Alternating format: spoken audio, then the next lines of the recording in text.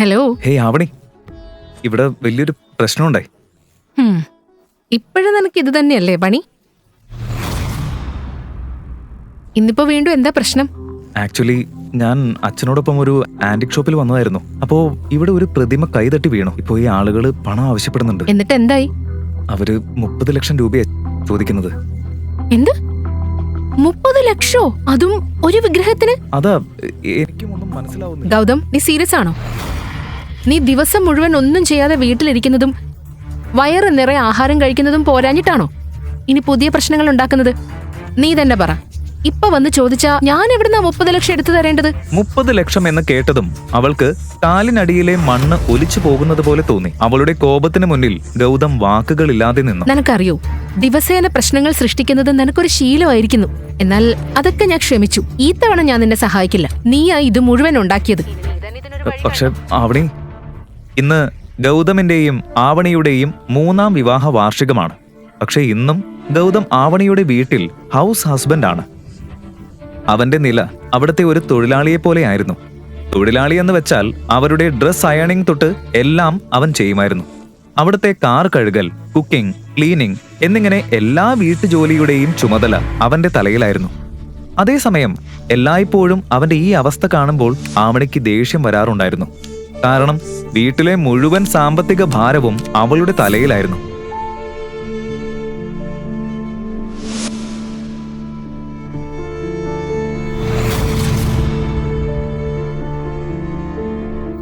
പക്ഷെ ആവണി, ഞാനല്ല, അച്ഛന്റെ കൈകൊണ്ട് അത് പൊട്ടിയത്. ഇതിൽ എന്റെ തെറ്റെന്താ? ഞാനത് പറയാൻ ശ്രമിച്ചപ്പോഴേക്കും നീ ഫോൺ കട്ട് ചെയ്തു.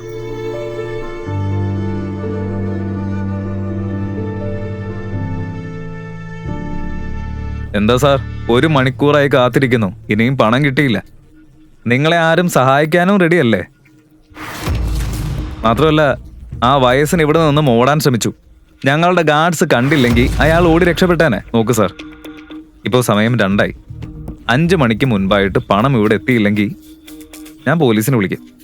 ബോഡി ഗാർഡ്സിനെ കൊണ്ട് നിങ്ങൾ 2 ആളെയും ഞാൻ പിടിപ്പിക്കും. മനസ്സിലായോ? ഒരു 2 മിനിറ്റ് തരൂ, ഞാൻ എന്തെങ്കിലും ഒരു വഴി കണ്ടുപിടിക്കാം.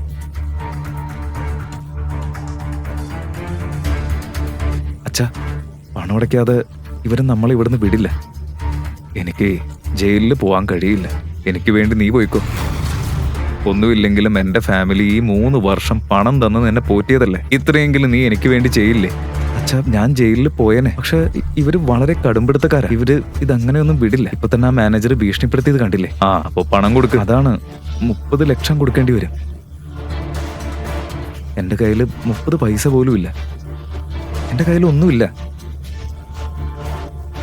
എവിടെന്നാ ഞാൻ ഈ പണം കൊടുക്കുക? എന്നാ അവളെ വിളിക്കേ. ഞാൻ വിളിച്ചു. അവള് മുഴുവൻ കേൾക്കാതെ ഫോൺ കട്ട് ചെയ്തു. നീ ഇങ്ങനെ ഒന്നിനും കൊള്ളാത്തൊരു മരുമകനായല്ലോ. എന്റെ മകളോട് നിന്റെ കാര്യം പോലും പറയാൻ നിനക്ക് പറ്റുന്നില്ലേ? ശരി, നീ ആ ഫോണിങ്ങതാ, ഞാൻ വിളിക്കാം.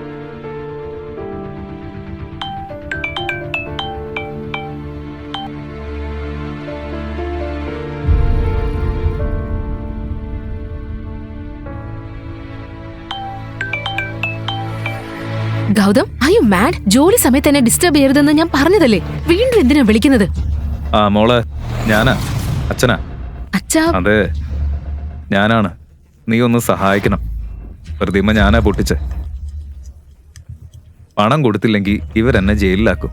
പക്ഷേ അച്ഛൻ എന്തിനാ ജയിലിൽ പോകുന്നത്? ഇത് ഗൗതത്തിന്റെ പ്രശ്നമല്ലേ? അല്ല മോളെ, ഞാൻ തന്നെ അത് പൊട്ടിച്ചത്.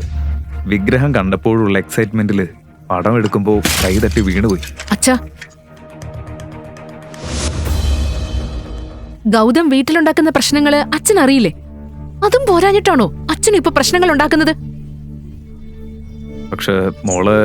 അതൊക്കെ പോട്ടെ, നിങ്ങളിപ്പോ എവിടെയാ? ഞാൻ അമ്മയെ കൂട്ടി അങ്ങോട്ട് വരാം. ആന്റിക് ഷോപ്പിലാ, Madhav Nagar. Okay, wait there, ഞങ്ങൾ വരാം. ഇതൊരു വലിയ പ്രശ്നമായിരുന്നു. അത് കണ്ടില്ല എന്ന് നടിക്കാൻ അവൾക്കാകില്ലായിരുന്നു. അവളുടെ അച്ഛൻ അനിൽ ജോധ്പൂരിലെ തന്നെ വലിയ ഒരു ബിസിനസ് കുടുംബത്തിലെ അംഗമാണ്. പക്ഷേ അവളുടെ മുത്തശ്ശി ഗായത്രി ദേവി ഗൗതമിനെയും അവരുടെ വിവാഹത്തെയും എപ്പോഴും എതിർത്തിരുന്നു. 3 വർഷം മുൻപ് ആവണിയുടെ മുത്തശ്ശൻ മാധവൻ ഗൗതമിനെ പുഷ്കറിൽ വെച്ച് കണ്ടപ്പോഴാണ് അവനെ തിരിച്ചറിഞ്ഞത്. അങ്ങനെ അദ്ദേഹത്തിന്റെ ഏറ്റവും പ്രിയപ്പെട്ട കൊച്ചുമകളെ അവനെ കൊണ്ട് വിവാഹം കഴിപ്പിച്ചു. ആവണിക്ക് തന്റെ മുത്തശ്ശനോടുള്ള ഇഷ്ടം കാരണം അവൾക്ക് മറിച്ചൊന്നും പറയാനായില്ല. പക്ഷേ വിവാഹത്തിന് കുറച്ചു നാളുകൾക്ക് ശേഷം മാധവൻ മരിക്കുകയും അദ്ദേഹത്തിന് മാത്രം അറിഞ്ഞിരുന്ന ഗൗതം ആരാണ് എന്ന രഹസ്യവും അതോടെ മൺമറഞ്ഞു. ആരാണ് ഗൗതം? എങ്ങനെയാണ് അദ്ദേഹം ഗൗതമിനെ തിരിച്ചറിഞ്ഞത്? അദ്ദേഹത്തിന്റെ മരണശേഷം സ്വത്തുക്കൾ ആരെല്ലാമായിരിക്കും ഏൽക്കുക? പിന്നീട് അവളുടെ മുത്തശ്ശി ഗായത്രി ദേവി കാര്യങ്ങൾ കയ്യിലെടുത്തു. അവർക്ക് കുടുംബത്തിന്റെ സ്റ്റാറ്റസും രീതികളും പദവികളും അത്രയും പ്രധാനപ്പെട്ടതായിരുന്നു. അതുകൊണ്ട് തന്നെ മാധവൻ പോയ ശേഷം അവർ അനിലിനെയും കുടുംബത്തെയും അവരുടെ കുടുംബത്തിൽ നിന്നും പുറത്താക്കി.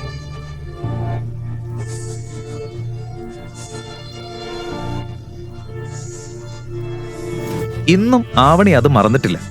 എല്ലാ ദിവസവും കുടുംബത്തെ എങ്ങനെ തിരികെ ഉയർത്താമെന്നായിരുന്നു അവളുടെ ചിന്ത. ഇന്ന് വീണ്ടും അവളുടെ ജീവിതത്തിൽ ഒരു പ്രശ്നം വന്നിരിക്കുന്നു. അവൾ വേഗത്തിൽ അമ്മ ഗീതയെയും കൂട്ടി മാധവ് നഗറിലേക്ക് പോയി.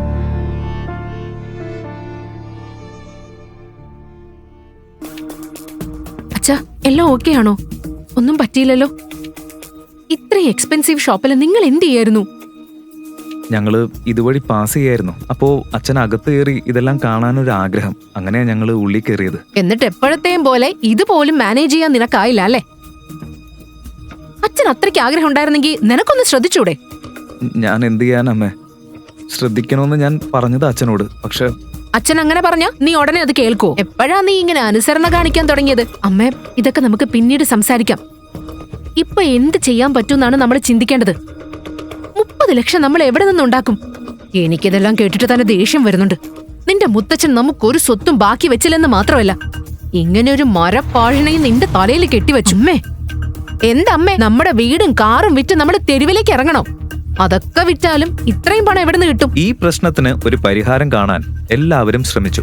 പക്ഷേ സമയം ഒരുപാട് കഴിഞ്ഞിരുന്നു. മാനേജർ അനിലിനെ ശ്രദ്ധിക്കുന്നുണ്ടായിരുന്നു. പണം കിട്ടുമെന്ന യാതൊരു പ്രതീക്ഷയും ഇല്ലാത്തതുകൊണ്ട് മാനേജർ കമ്മീഷണറിനെ കാര്യങ്ങൾ അറിയിച്ചു. ഇനി 3 മണിക്കൂർ കഴിഞ്ഞാൽ പോലീസ് അവിടെ എത്തും. ഡാഡ്, മുത്തശ്ശിയോട് സഹായം ചോദിച്ചാലോ? ഞാൻ മെല്ലെ മെല്ലെ പണം തിരിച്ചടച്ചോളാം. പക്ഷെ മോളെ, മുത്തശ്ശി നമ്മളെ സഹായിക്കില്ല. കാരണം നിനക്കറിയില്ലേ. എങ്കിലും ഒന്ന് വിളിച്ചു നോക്കാം. ആവണി വേഗം ഗായത്രി ദേവിയെ വിളിച്ചു.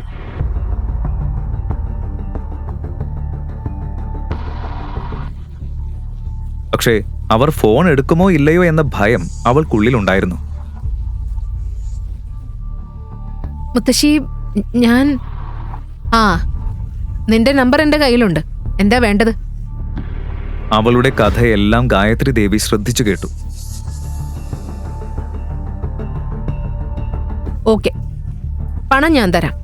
പക്ഷെ എനിക്കൊരു കണ്ടീഷനുണ്ട്. കണ്ടീഷൻ? എന്ത് കണ്ടീഷൻ? നമ്മളെല്ലാവരും ചേർന്ന് ജോധ്പൂരിൽ ചാരിയറ്റ് ഗ്രൂപ്പിനൊപ്പം ഒരു വലിയ ബിസിനസ് തുടങ്ങാനിരിക്കുകയാണ്.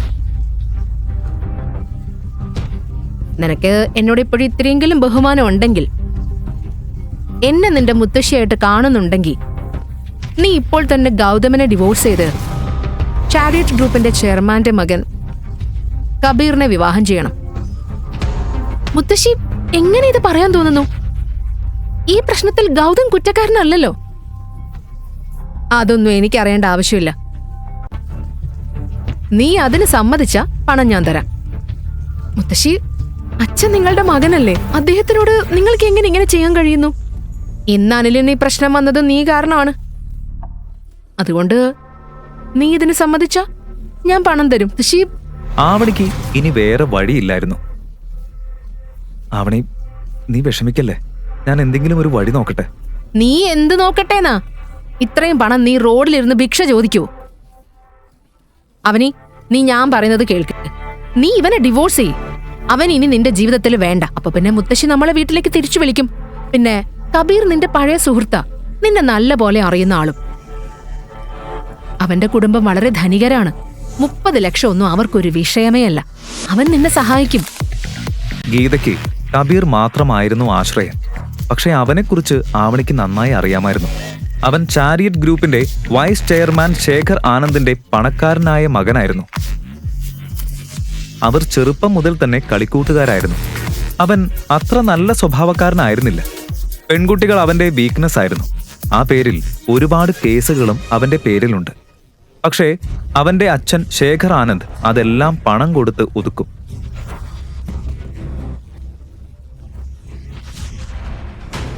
ഓരോ ദിവസവും പെൺകുട്ടികളെ മാറ്റി മാറ്റി കളിക്കുന്നയാളാണവൻ. കോളേജിൽ വരെ ആവണിയെ അവൻ പിന്തുടരാറുണ്ടായിരുന്നു. പക്ഷേ അവൻ ഒരിക്കൽ പോലും അവസരം കൊടുത്തിട്ടില്ലായിരുന്നു.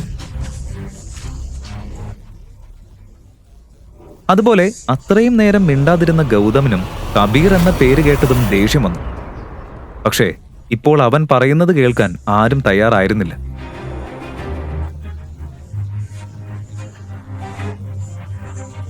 അവൻ ഷോറൂമിന് പുറത്തേക്ക് ഇറങ്ങിപ്പോയി. ഫോൺ എടുത്ത് ഒരു നമ്പർ ഡയൽ ചെയ്തു. ഫോൺ റിങ് ചെയ്തു തുടങ്ങിയപ്പോൾ അവന്റെ ഹൃദയം കൂടുതൽ വേഗത്തിൽ മിടിച്ചു. ഹലോ, മുൻഷിജി അല്ലേ? അതെ, ഞാൻ തന്നെ. ഞാനാ ഗൗതം. എന്തൊക്കെയുണ്ട് വിശേഷം? ഗൗതം ഫോണിൽ സംസാരിക്കുന്നത് മറ്റാരോടും ആയിരുന്നില്ല. അവന്റെ അച്ഛൻ രഘുവേന്ദ്ര സിംഗ് റാത്തോറിന്റെ കാര്യസ്ഥനോടായിരുന്നു.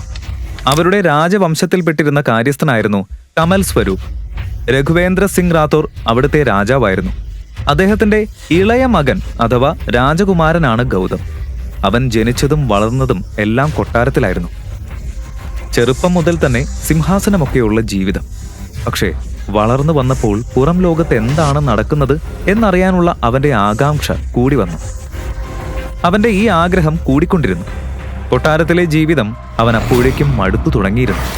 അങ്ങനെയിരിക്കെ ഒരു ദിവസം രഘുവേന്ദ്ര തന്റെ കൂട്ടുകാരന്റെ മകൾ ദീപ്ശികയുമായി അവന്റെ വിവാഹം നിശ്ചയിച്ചു. അവളെ അവന് ചെറുപ്പം മുതലേ അറിയാമായിരുന്നുവെങ്കിലും അവളോട് അവൻ ഇഷ്ടമൊന്നും ഉണ്ടായിരുന്നില്ല. അങ്ങനെ കല്യാണ ദിവസം അവൻ ആ വീടും സ്വത്തും എല്ലാം വിട്ട് മണ്ഡപത്തിൽ നിന്നും ഇറങ്ങിപ്പോയി. ഇന്നും സമർ മാൻഷനിൽ ആ മണ്ഡപം അതേ രീതിയിൽ തന്നെ നിലനിർത്തിയിരുന്നു.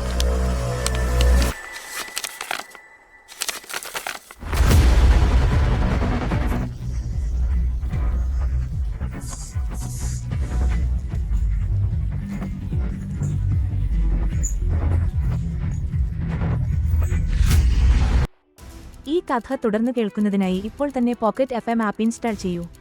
Link in description.